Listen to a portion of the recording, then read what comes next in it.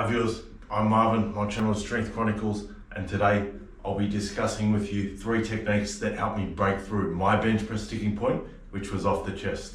Not only just off the chest stop you from getting that bar up, if you're really strong, explosive off the chest, you can carry that momentum into the later portions of the lift. So it's really important that you, learn to execute that off the chest phase of the lift with, strength and power, so you can bench more and it doesn't affect you, in that later part of the press. Right, first exercise I'm performing, just a regular bench press, but I'm going to pause. I'm going to pause at the bottom. So most pauses can be, anything from 1 second to 5 seconds. 5 seconds being the most challenging. I'm going to meet halfway. I've got 110 stack on that bar, and I'm going to do 3 reps for a 3-second pause. The idea of this, you take away the stretch reflex. So basically, when we change direction, when the doctor hits you and your leg goes like that, that's your stretch reflex. If you bounce it off your chest, you're using momentum. You're not using pure brute strength. The main reason why I'm pausing is to take the stretch reflex out of the movement. So I'm purely using my strength. I'm not using any bounce. I'm not getting any help. It's just me and the bar. I feel like rather than muscling it up, this one helps me get the weight off the chest. I actually think about the lift. I actually have to, crank my shoulder blades in the right position and use the right muscles, or it's not coming up. I generally do this after my max bench press, or you can even replace it as your max bench press. It's not even really a variation. It's not an alternate exercise. You're still bench pressing. You're just doing it with a slightly different tempo. So the thing that most novice lifters get wrong is they'll try and push the bar up. They'll just pause it on their chest. Their chest might sink, and they just push it up with their arms. The trick is to maintain posture. Don't let the bar put a big indent in your chest so much that it collapses. The idea is to brace the bar. You're resting the bar on your chest. The bar's not cutting you in half, right? But when I'm getting ready for the push, I'll dig my upper back into the bench. Shoulder blades down and in, bend the bar pops up. So I'm gonna try and do another 3 reps with a pause, and that might be about my top set.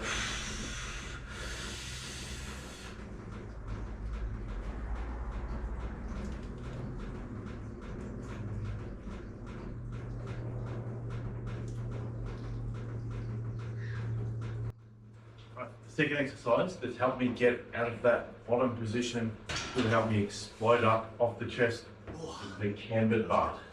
Now, not only does the cambered bar have a really good range, basically, if you're not tensing, if your shoulder blades aren't down and in, if your abs aren't braced, if your feet lose contact with the ground, your shoulder's just gonna roll forward. That's the number one thing you have to be doing. The other thing, the longer the better. Hey, if you get really good at this, you might even do a pause. But for now, touch and go is fine.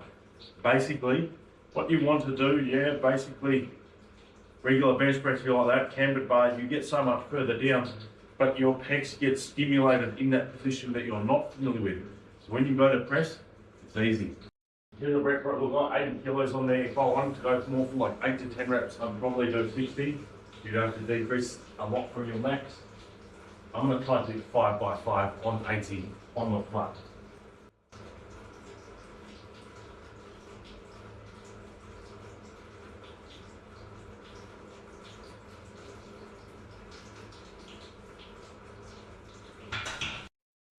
In terms of grip, I'm gripping it exactly the same as my strongest bench press position. I'm doing that because I just feel like I haven't done enough of these to earn the right to go super wide. High grip with this doesn't really work. What I'm gripping is about as close as I can get with my hands on the nail.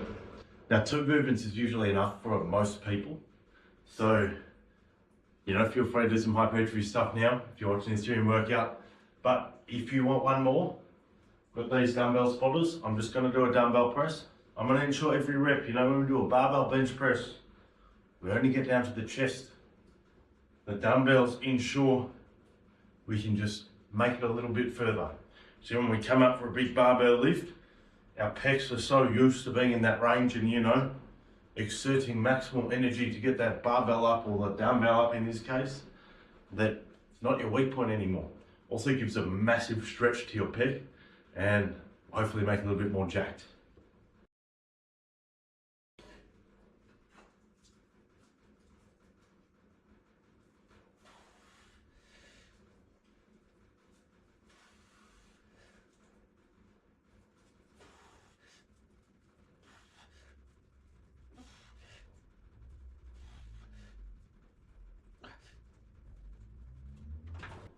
one of the main reasons why I'm doing these exercises in replacement of barbell movement is like, I think with all this, you know, obviously we're talking about the bench press today, but you can do this with squat and deadlift too. You have to think, you know, obviously in a bench press here and here gets massively stimulated, but what about all the in-between things? How about if one arm's way stronger than the other? How about this range? You know, that's obviously every exercise I'm giving you today, it really does help that range, you know, that does get cut short on a bench press, but all the movements I've given, you know, gives extra stimulus to that. So you can look at it like a squat, for example. Well, you know, if you're just low bar wide stance squatting the entire time, you know, why don't you do a cycle of high bar? Try some conventional deadlifts if you're sumoing all the time. So applying that kind of training to my training rather than just, you know, jamming a whole heap of volume of exercises that I'm familiar with. I'm trying to do the right amount of familiar and the right amount of unfamiliar, like I'm balancing it, you know, one that I'm really used to. And then one still when I'm fresh, not when I'm like totally fatigued and I can't get anything out of it, you know, but trying new things.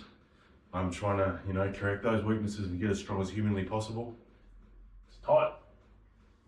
Getting in position is also pretty difficult because, yeah, obviously you can't just unrack and start going. The heads of the weight's going to hit here. So you need to take that into consideration, the sort of size of your dumbbell head.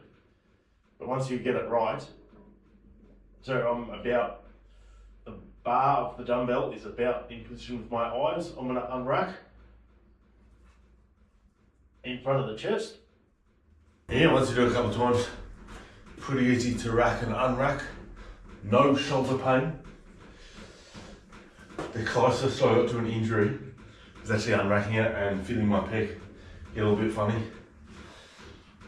But that's probably because I got on the wrong setting. My